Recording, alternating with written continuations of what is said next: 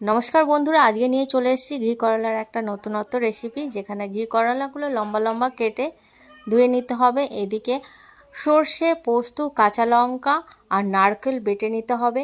আন্দাজ মতো ঝালটা আপনারা আন্দাজ মতো দেবেন। আমি এখানে একটাই দিয়েছি, আর সর্ষে অল্প আর পোস্ত, সর্ষে, নারকেল একটু বেশি দিয়েছিলাম। তো এদিকে কড়াইয়ে সর্ষের তেল গরম করে কালো জিরে ফোড়ন দিতে হবে। সর্ষের তেলটাও আন্দাজ মতো। তারপর ঘি করলাগুলো দিয়ে ভালো করে ভাজতে হবে। এর মধ্যে একটু চিনি দিতে হবে, তারপরে নুন দিতে হবে। ভালো করে ভাজা হয়ে গেলে যে বাটাটা করে রেখেছিলাম সর্ষে, পোস্ত, নারকেল, কাঁচা লঙ্কার, সেটা দিয়ে দিতে হবে। একটু জল দিয়ে দিতে হবে।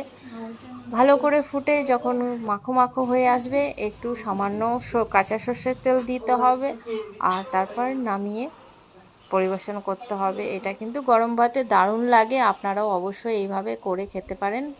এখানে কোনো হলুদ দিইনি।